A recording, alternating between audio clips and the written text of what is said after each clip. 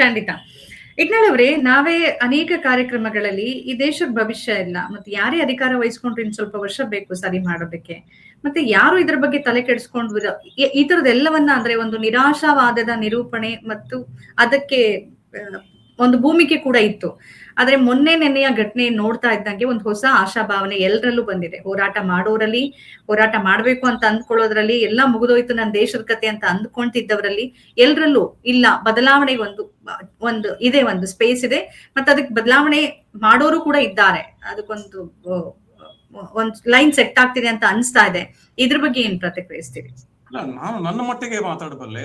ನನ್ನ ಒಂದು ಇತ್ತೀಚಿನ ದಿನಗಳಲ್ಲಿ ನನಗೆ ಉಂಟಾದಂತ ಒಂದು ಪೆಸಿಮಿಸಮ್ ಮತ್ತು ನಿರಾಶವಾದ ಏನಿದೆ ಅದು ನನ್ನ ಮಟ್ಟಿಗೆ, ನನ್ನ ಮುಂದಿನ ತಲೆಮಾರಿದೆಯಲ್ಲ ಅದು ಭವಿಷ್ಯವೇ ಭವಿಷ್ಯ ರೂಪಿಸ್ತದೆ ಅಂತ ಅನೇಕ ಬಾರಿ ಕೂಡ ಹೇಳಿದ್ದೇನೆ ನಾನು. ಆ ಭವಿಷ್ಯ ಏನಿದೆ ಅದು ನನ್ನ ಮುಂದಿನ ತಲೆಮಾರಿನ ಭವಿಷ್ಯ, ಅವರೇ ಭವಿಷ್ಯ. ಅವರು ತಮ್ಮ ಭವಿಷ್ಯನ ಸರಿಯಾಗಿ ರೂಪಿಸ್ಕೊಳ್ತಾರೆ. ನಾನು ಆವಾಗ್ಲೇ ಹೇಳಿದ್ನಲ್ಲ, ಅವ್ರಿಗೆ ಇವೆಲ್ಲ ಇಸಮ್ಗಳು, ಹಿಂದೂ ಮುಸ್ಲಿಮು ಇನ್ನೊಂದು ಮತ್ತೊಂದು ಯಾವುದು ತಿಳಿಯೋದಿಲ್ಲ ಇವತ್ತಿನ ಯುವಕರಿಗೆ. ಅವ್ರಿಗೆ ಬೇಕಿರೋದು what is right, what is wrong, what I am entitled to, what I am not getting. They will assert it very strongly. ಮನೆಯಲ್ಲೇ ಆಗ್ಲಿ ಹೊರಗಡೆನೇ ಆಗ್ಲಿ, what they are entitled to they will assert like no tomorrow. ಹುಡುಗರು ಅವರು ಅದು ಒಳ್ಳೇದು. ನಮ್ಮ ತಲೆಮಾರು ಸ್ವಲ್ಪ ನಾವು ಹಿಂಜರಿತಿದ್ವಿ, ನಮ್ ಸ್ವಲ್ಪ ಹಿಂಜರಿಕೆ ಇತ್ತು, ಇವ್ರಿಗಿಲ್ಲ. ಕರೆಕ್ಟ್. ಈಗ ಸ್ವಲ್ಪ ಇದ್ರ ಪೊಲಿಟಿಕ್ಸ್ ಆಯಾಮದ ಬಗ್ಗೆ ಮಾತಾಡೋದಾದ್ರೆ ಪೂರ್ಣಿಮಾ ಅವ್ರ ಜೊತೆ ನಾನು ಅದನ್ನ ಹೆಚ್ಚು ಮಾತಾಡಕ್ ಆಗೋದಿಲ್ಲ. ಒಂದು, ಯಾಕೆ ನರೇಂದ್ರ ಮೋದಿ ಅವರ ಸರ್ಕಾರ ಇಷ್ಟ ಆದ ಮೇಲೂ ಒಂದು ಅಹಂಗೆ ಅಂಟ್ಕೊಂಡು ಕೂತಿದೆ, ದಾಷ್ಟ್ಯತನವನ್ನು ಇನ್ನೂ ಯಾಕೆ ತೋರಿಸ್ತಾ ಇದೆ? ಇಷ್ಟೊತ್ತಿಗೆ ರಾಜೀನಾಮೆ ಪಡಿಬೇಕಾಗಿತ್ತು. ಬಲಪ್ರಯೋಗಕ್ಕಿಳಿಯತ್ತೆ, ದೇಶಾದ್ಯಂತ ವಿದೇಶಗಳಿಂದಲೂ ಕೂಡ ವ್ಯಕ್ತ ಆಗುತ್ತೆ. ಬೋಸ್ಟನ್ ಯೂನಿವರ್ಸಿಟಿ ತರದಲ್ಲಿ ಅಲ್ಲಿ ಬೆಂಬಲವನ್ನ ವ್ಯಕ್ತಪಡಿಸಿ ಅಲ್ಲಿ ಪ್ರತಿಭಟನೆ ಮಾಡ್ತಾರೆ. ಇಷ್ಟೆಲ್ಲ ಆದ್ಮೇಲೂ ಸರ್ಕಾರ ಯಾಕೆ, ಪ್ರಧಾನಿಗಳು ಯಾಕೆ ಧರ್ಮೇಂದ್ರ ಪ್ರಧಾನ್ ರಾಜೀನಾಮೆಯನ್ನ ಪಡಿತಿಲ್ಲ ಅಂತ ತಮ್ಗನ್ಸುತ್ತೆ? ಇದಕ್ಕೊಂದು 4 ಕಾರಣಗಳಿದ್ದಾವೆ ಮಂಜುಳಾ. ಒಂದು, ಮೋದಿ ಸರ್ಕಾರದ ಮೊಟ್ಟ ಮೊದಲನೇ ಪ್ರಿನ್ಸಿಪಲ್ ಏನಂದ್ರೆ, ನಮ್ಮ ಸರ್ಕಾರ ಮತ್ತು ಆಡಳಿತ ಯಂತ್ರ ಬೇರೆ. ಆಡಳಿತ ಯಂತ್ರದಲ್ಲಿ ಸಮಸ್ಯೆ ಆದ್ರೆ ಆಡಳಿತ ಯಂತ್ರ ರಿಪೇರಿ ನಾವು ಬೇರೆ. ವಿ ಆರ್ ಹೋಲಿ ಕಾವ್. ನಾವು ಇದರಿಂದ ಮೇಲೆ ಇರೋರು, ನಾವು ರಾಜೀನಾಮೆ ಕೊಡ್ಬೇಕಾಗಿಲ್ಲ.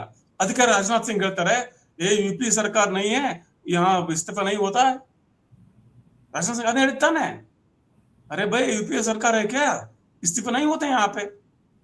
ಅಂದ್ರೆ ಅದರರ್ಥ ನಾವು ರಾಜೀನಾಮೆ ಕೊಡೋದಿಲ್ಲ. ನಾವು, ನಿಮ್ಗೆ ಆರೋಪ ಇದೆಯಾ ಆಡಳಿತ ಯಂತ್ರ, ಅದನ್ನ ರಿಪೇರಿ ಮಾಡ್ತೇವೆ. ಅರೆ, ನಿಮ್ಮ ಸುಪರ್ದಿಯಲ್ಲಿ ನಡೆದಂತ ಆಡಳಿತ ಯಂತ್ರ ಸಮಸ್ಯೆಗಳನ್ನ ನೀವು ರಾಜೀನಾಮೆ ಕೊಡೋದು ರಿಪೇರಿ ಹೆಂಗಾಗುತ್ತೆ? ಆರೋಪಿನ ಯಂತ್ರವನ್ನು ಹೆಂಗ್ ರಿಪೇರಿ ಮಾಡ್ತಾನೆ? ಅದರ್ಥ ಅದು ಅವ್ರ ನೆರೆಟಿವ್ ಬೇರೆ. ಮೊದಲನೇದ್ದು.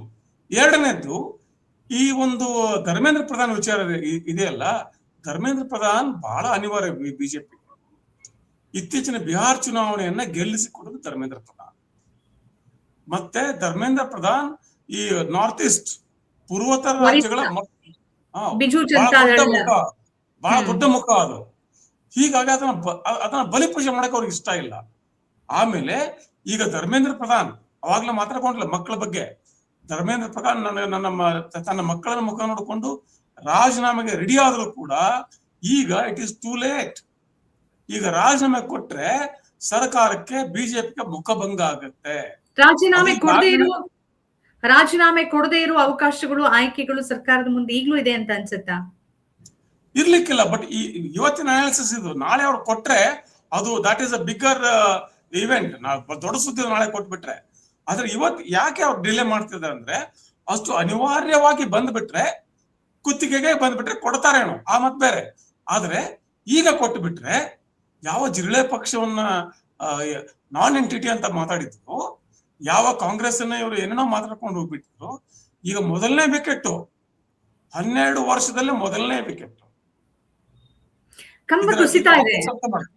ಅದ ಅವ್ರಿಗೆ ಅರ್ಥ ಆಗ್ಲಿಲ್ಲ ಅಂದ್ರೆ ಅದು ಅವ್ರ ತಪ್ಪು. ಆದ್ರೆ ರಾಜೀನಾಮೆ ಕೊಡಿಸದೆ ಬೇರೆ ಆಯ್ಕೆಗಳು ಅವ್ರ ಹತ್ರ ಇದ್ದಂಗಿಲ್ಲ. ಈಗ 27ರಲ್ಲಿ ಪಂಜಾಬ್ ಚುನಾವಣೆ ಇದೆ ಮತ್ತು ಉತ್ತರ ಪ್ರದೇಶ ಚುನಾವಣೆ ಇದೆ. ಅಲ್ಲಿ ದೆಹಲಿಗೆ ಮೊನ್ನೆ ಬಂದವರು ಹೆಚ್ಚಿನ ಸಂಖ್ಯೆಯಲ್ಲಿ ಹರಿಯಾಣ, ಪಂಜಾಬ್ ಮತ್ತು ಉತ್ತರ ಪ್ರದೇಶದವರೇ ಆಗಿದ್ರು. ಹಾಗಾಗಿ ಮತ್ತೆ ವಿಪಕ್ಷಗಳು ಸಂಸತ್ತನ್ನ ಸರಿಯಾಗಿ ನಡೆಸೋದಕ್ಕೆ ಬಿಡ್ತಾ ಇಲ್ಲ. ವಿಪಕ್ಷ ನಾಯಕ ಸೇರಿದಂತೆ ಎಲ್ಲರೂ ಕೂಡ ಪ್ರೊಟೆಸ್ಟ್ ಮಾಡ್ತಾ ಇದ್ದಾರೆ. ಹಾಗಾಗಿ ಏನಾದ್ರೂ ಒಂದು ಕ್ರಮವನ್ನ ತೆಗೆದುಕೊಳ್ಳಬೇಕಲ್ಲ ಸಂಪುಟ, ಅಟ್ಲೀಸ್ಟ್ ಸಂಪುಟ ಪುನರ್ರಚನೆಯನ್ನಾದ್ರೂ ಮಾಡ್ಬೇಕಲ್ಲ. ಅದನ್ನ ಮಾಡ್ತಾರೆ ಮಂಜುಳಾ. ನಾನು ಅದನ್ನ ಹೇಳಕ್ ಕೊಟ್ಟಿದ್ದೆ. ಇವ್ರು ರಾಜೀನಾಮೆ ಕೊಡಿಸದೆ ಹೋದ್ರು ಕೂಡ ಸಂಪುಟ ಪುನರ್ರಚನೆ ಮಾಡ್ತಾರೆ. ಈ ಕಡೆ ಹಾವು ಸಾಯಬಾರ್ದು, ಕೋಲು ಮುರಿಬಾರ್ದು ಅನ್ನೋ ತರ ಸಂಪುಟ ಪುನರ್ರಚನೆ ಮಾಡಿ ನಮ್ಮ ಧರ್ಮೇಂದ್ರ ಪ್ರಧಾನ್ ಅವರನ್ನ ಮಾನವ ಸಂಪನ್ಮೂಲ ಮಂತ್ರಿ ಮಾಡಿ, ಮಾನವ ಸಂಪನ್ಮೂಲ ಮಂತ್ರಿನ ಶಿಕ್ಷಣ ಮಂತ್ರಿ ಮಾಡಿ ಕೂರಿಸ್ಬಿಡ್ತಾರೆ.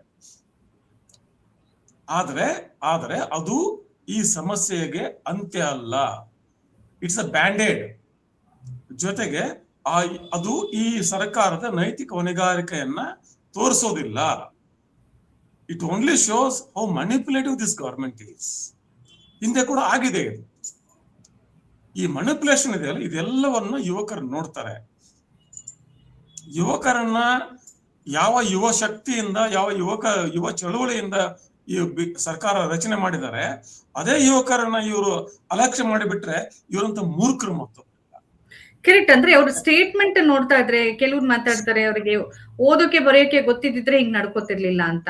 ಅಲ್ಲಿ ಮನೋಜ್ ತಿವಾರಿ ಬಗ್ಗೆ ಪ್ರಶ್ನೆ ಕೇಳಿದ್ರೆ ಆ ಮನುಷ್ಯ ಉತ್ತರ ಕೊಡ್ತಾರೆ, ಯಾರಾದ್ರೂ ಬೇರೆ ಏನಾದ್ರು ನನ್ನ ಟೈಮ್ ವೇಸ್ಟ್ ಮಾಡ್ಕೊಳಕ್ ನಂಗೆ ಇಷ್ಟ ಇಲ್ಲ, ಅವ್ರಿಗೆ ಶಿಕ್ಷಣದ ಬಗ್ಗೆ ಗೊತ್ತಿಲ್ಲ, 5 ನಿಮಿಷ ಮಾತಾಡಿದ್ರೆ ಹಿಂದೂ ಮುಸ್ಲಿಂ ಪಾಕಿಸ್ತಾನ ಅನ್ನೋರ್ ಜೊತೆಗೆ ಅವ್ರ ಬಗ್ಗೆ ಮಾತಾಡ್ಬೇಕಂತ ಟೈಮ್ ವೇಸ್ಟ್ ಅಂತಂದ್ರೆ ಅಷ್ಟು ದಾಟ್ಬಿಟ್ಟಿದ್ದಾರೆ, ಒಂದು ಲೆವೆಲ್ ಅನ್ನು ದಾಟಿ ಮಾತನಾಡ್ತಿದ್ದಾರೆ. ನಾನು ಅನೇಕ ಟಿವಿ ಚಾನೆಲ್ ಡಿಸ್ಕಷನ್ ಮಾಡ್ತೀನಲ್ಲ, ಕೊನೆಗೆ ಅಲ್ಲೇ ತಗೊಂಡ್ಬರ್ತಾರೆ ಅವರು. ಕೊನೆಗೆ ಅಲ್ಲಿಗೆ ತರ್ತಾರೆ. ಕಳೆದ 4 ದಿವಸಗಳಲ್ಲಿ ಸುಮಾರು ಒಂದು 10-12 ಟಿವಿ ಚಾನೆಲ್ ಡಿಬೇಟ್ ಮಾಡಿ ಇದೇ ವಿಚಾರ ಮಾತಾಡಿದ್ದೇನೆ. ಪ್ರತಿಯೊಂದು ಸರ್ತಿನೂ ಪ್ರತಿಯೊಂದು ಚರ್ಚೆಯಲ್ಲಿ ಬಿಜೆಪಿ ವಕ್ತಾರ ತರೋದು ಎಲ್ಲಿಗಿದನ್ನ ಹಿಂದೂ ಮುಸ್ಲಿಂ, ಬಾಂಗ್ಲಾದೇಶವ್ರು ಪತ್ರ ಬರೆದಿದ್ದಾರೆ, ಹಂಗ್ ಮಾಡಿದ್ದಾರೆ. ನಾನು ಹೇಳೋದು, what is the primary concern? ಈಗ ದೂರುದಾರ ಯಾರು, ಆರೋಪಿ ಯಾರು? ದೂರುದಾರ ಯಾರು? ವಿದ್ಯಾರ್ಥಿ. ಆರೋಪಿ ಯಾರು? ಸರ್ಕಾರ. ಆರೋಪ ಏನು ಅಷ್ಟನ್ನು ಮಾತಾಡಿ. ಈಗ ದೂರುದಾರನ ಬಗ್ಗೆ ನನಗೆ ಸಿಂಪತಿ ಇದೆ, ನನಗೆ ಸಹಾನುಭೂತಿ ಇದೆ, ಎಲ್ರು ಬರ್ತಾರೆ. ಕಾಂಗ್ರೆಸ್ ಬರ್ತದೆ, ಆಪ್ ಬರ್ತದೆ, ಮತ್ತೊಬ್ರು ಬರ್ತಾರೆ, ಇನ್ನೊಬ್ರು ಬರ್ತಾರೆ. ಅದು ಸಹಾನುಭೂತಿಯ ವಿಚಾರ. ಆದ್ರೆ ವಿಚಾರ ಏನು, ಮೂಲ ವಿಚಾರ ಏನು, ಅದನ್ನ ಅಡ್ರೆಸ್ ಮಾಡಿ ಆಮೇಲೆ ಮುಂದೆ ಮಾತಾಡಿ. Okay, correct. ಆ ನಾಣ್ಯ ಸವಕಲ್ ಆಗ್ಬಿಟ್ಟಿದೆ, ಅದಕ್ಕಾಗಿ ಜನ ಕೂಡ ಅದಕ್ಕೆ ಒಂದು ಹೆಚ್ಚು ಸೊಪ್ಪು ಹಾಕ್ತಾ ಇಲ್ಲ. ಇನ್ನೊಂದು ಸ್ವಲ್ಪ ಆತಂಕ ಅನ್ಸೋದೇನಂದ್ರೆ, ಒಂದು ನ್ಯಾಯಾಂಗದ ಮೇಲಿನ ಭರವಸೆ ಈ ಒಂದು ಜನಸೇ ಸಮುದಾಯಕ್ಕೆ ಕಡಿಮೆ ಆಗ್ತಿರೋದ್ರ ಜೊತೆಗೆ, ನೀವು ಮೊನ್ನೆ ವಿಡಿಯೋಗಳನ್ನ ನೋಡಿದ್ರೆ ಯಾವುದೇ ಮುಖ್ಯವಾಹಿನಿಯ ಮಾಧ್ಯಮಗಳ ಜೊತೆ ಅವ್ರು ಮಾತನಾಡೋದಕ್ಕೂ ಸಿದ್ಧರಿಲ್ಲ. ಅವ್ರು ಬಂದ ಮೇಲೂ ಕೂಡ ಅವ್ರನ್ನ ಯಾವ ರೀತಿಯಾಗಿ ನೋಡ್ತಿದ್ದಾರೆ ಅಂತ ನಾವು ನೋಡಿದ್ರೆ ಸಣ್ಣ ಮಟ್ಟದ ನಂಬಿಕೆ ಕೂಡ ಉಳಿದಿಲ್ಲ. ಅದೇನ್ ಇವತ್ತಿಗೆ ಬಂದಿರೋದಂತೂ ಖಂಡಿತ ಅಲ್ಲ. ಅದೊಂದು ನೆರೇಷನ್ ಇದೆ, ಬಟ್ ಅದು ಈಗ ಬರ್ತಾ ಇದೆಯಾ ಅಂತ ಹೊರಗಡೆ. ಏನಾಗಿದೆ ಅಂದ್ರೆ, ಅನೇಕ ಮುಖ್ಯವಾಹಿನಿ ಮಾಧ್ಯಮಗಳು ತಮ್ಮ ಮಾಧ್ಯಮ ಕರ್ತವ್ಯವನ್ನು ಕಳ್ಕೊಂಡ್ಬಿಟ್ಟಿದ್ದಾವೆ. ಒಂದು ಪ್ರತಿಭಟನೆ ನಡೆಯುವಾಗ, ಸರ್ಕಾರದ ವಿರುದ್ಧ ಪ್ರತಿಭಟನೆ ನಡೆಯುವಾಗ ಸಂತ್ರಸ್ತ ಯಾರು, ಶೋಷಣೆ ಮಾಡೋರು ಯಾರು ಅಂತ ಒಂದು ಕ್ಲಾರಿಟಿ ಬೇಕಾಗ್ತದೆ. ಇವತ್ತಿನ ಸಂತ್ರಸ್ತ ವಿದ್ಯಾರ್ಥಿನ ಸರ್ಕಾರನ, ಈಗ ಸಂತ್ರಸ್ತ ವಿದ್ಯಾರ್ಥಿ ಇರುವಾಗ ನಾವು ಮಾಧ್ಯಮ ನಾವು ವರದಿಗಾರಿಕೆಯನ್ನ ವಿದ್ಯಾರ್ಥಿಗಳ ದೃಷ್ಟಿಕೋನದಿಂದ ಮಾಡಬೇಕು ಅಥವಾ ಸರ್ಕಾರದ ದೃಷ್ಟಿಕೋನದಿಂದ ಮಾಡಬೇಕು? Simple journalism. ಹೀಗಿರುವಾಗ ಇಲ್ಲಿ ಇದು ಇವತ್ತಲ್ಲ, ಇದು ಆಗ್ತಾನೆ ಬಂದಿದೆ. ಪ್ರತಿಭಟನೆಕಾರರಿಗೆ ಅರ್ಬನ್ ನಕ್ಸಲ್ ಅಂದವ್ರ ಮಾಧ್ಯಮಗಳೇ, ಪ್ರತಿಭಟನೆಕಾರರಿಗೆ ಏನಂತಾರೆ ಆಂಟಿ ನ್ಯಾಷನಲ್ ಅಂದವ್ರ ಮಾಧ್ಯಮಗಳೇ. ಹೀಗಿರುವಾಗ ಇವತ್ತಿನ ಯುವಕರಿಗೆ ಮಾಧ್ಯಮಗಳ ಮೇಲೆ ಅಷ್ಟು ಭರವಸೆ ಸಾಧ್ಯನೇ ಇಲ್ಲ. ಈಗಲೂ ಅದನ್ನೇ ಮಾಡ್ತಿದ್ದಾರೆ ಅವರು, ಈಗಲೂ ಕೂಡ ಅದನ್ನೇ ಮಾಡ್ತಿದ್ದಾರೆ. ಒಬ್ಬ ಪತ್ರಕರ್ತನಾಗಿ ನನ್ನ ಜವಾಬ್ದಾರಿ ಏನು? ಒಬ್ಬ ಪತ್ರಕರ್ತ ನಾನು ಶೋಷಿತ ಜನರ ಜೊತೆ ನಿಂತ್ಕೋಬೇಕಾ ಅಥವಾ ಶೋಷಣೆ ಮಾಡುವವರ ದೃಷ್ಟಿಕೋನ ತೋರಿಸ್ಬೇಕಾ? ಒಂದು ಲಾಠಿ ಚಾರ್ಜ್ ಆದಾಗ ಪೊಲೀಸರಿಗೆ ಎಷ್ಟು ಗಾಯ ಆಗಿದೆ ಅಂತ ನೋಡಿ ತೋರಿಸ್ಬೇಕಾ ನಾನು? ಅಲ್ಲಿ ಲಾಠಿಯಿಂದ ಹೊಡೆಸ್ಕೊಂಡ್ರಿಗೆ ಎಷ್ಟು ಗಾಯ ಆಗಿದೆ ತೋರಿಸ್ಬೇಕಾ ನಾನು? ಯಾರನ್ನು ತೋರಿಸ್ಬೇಕಾ ನಾನು? ಇದು ಪತ್ರಿಕೋದ್ಯಮದ ಮೂಲ ಪಾಠ ಅಲ್ವಾ? ಆದ್ರೆ ಎಲ್ಲ ಮುಖ್ಯವಾಹಿನಿಗಳು ಏನ್ ಮಾಡ್ತಿದ್ದೇವೆ ಇವತ್ತು? ಬಟ್ ಆದ್ರೆ ನಿರ್ಲಕ್ಷ್ಯ ಮಾಡೋದಕ್ಕಂತೂ ಸಾಧ್ಯ ಆಗ್ತಾ ಇಲ್ಲ ಅವರಿಗೆ. ಅದು ಎಷ್ಟೇ ಪ್ರತಿಮೆ ಆಗೋದಿಲ್ಲ. ಯಾಕಂದ್ರೆ ಇವತ್ತಿನ ಯುವಕರು ಈ ಮುಖ್ಯವಾಹಿನಿ ಮಾಧ್ಯಮಗಳ ಹಂಗಿನಲ್ಲಿ ಇಲ್ಲ. ಇದ್ರ ಆಚೆ ಸಿಜೆಪಿ ಕಟ್ಟಿದ್ದು ಮುಖ್ಯವಾಹಿನಿ ಮಾಧ್ಯಮ ನಂಬ್ಕೊಂಡಲ್ಲ. ಹೀಗಿರುವಾಗ ಮುಖ್ಯವಾಹಿನಿ ಮಾಧ್ಯಮಗಳು ಈ ಭ್ರಮೆಯಿಂದ ಹೊರಗೆ ಬರಬೇಕು. ನಾವೇನೋ ಇದನ್ನ ನ್ಯಾರೇಟಿವ್ ಕಟ್ಟಿಬಿಟ್ರೆ, ನಾವು ಸರ್ಕಾರಕ್ಕೆ ಸೇವೆ ಮಾಡಿಬಿಟ್ರೆ ಇದೇನೋ ಆಗ್ಬಿಡ್ತದೆ ಅಂತ. No, nothing. ಇವತ್ತಿನ ಹುಡುಗರು ಬಹಳ ಜನರು, ಅವ್ರಿಗೆ ಗೊತ್ತು ಇವತ್ತಿನ ಮಾಧ್ಯಮಗಳ ಮಿತಿ ಗೊತ್ತು, ಇವತ್ತಿನ ಮಾಧ್ಯಮಗಳ ಮಿತಿಯನ್ನು ದಾಟೋದು ಹೇಗಂತ ಗೊತ್ತು. ಈಗ ಇದೆಲ್ಲ ಬೂಟಾಟಕ್ಕೆ ನಡೆಯೋದಿಲ್ಲ. But Okay. ಆ ದುರಂತ ಅಂತೂ ನಿಜ.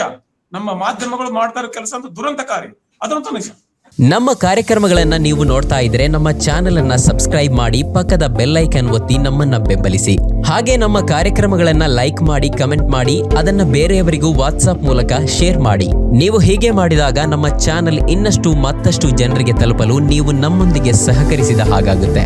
ಇದು ನೀವು ಯಾವುದೇ ಖರ್ಚಿಲ್ಲದೆ ಕೆಲವೇ ಸೆಕೆಂಡುಗಳಲ್ಲಿ ನೀಡಬಹುದಾದ ಸಹಕಾರ. ಧನ್ಯವಾದಗಳು.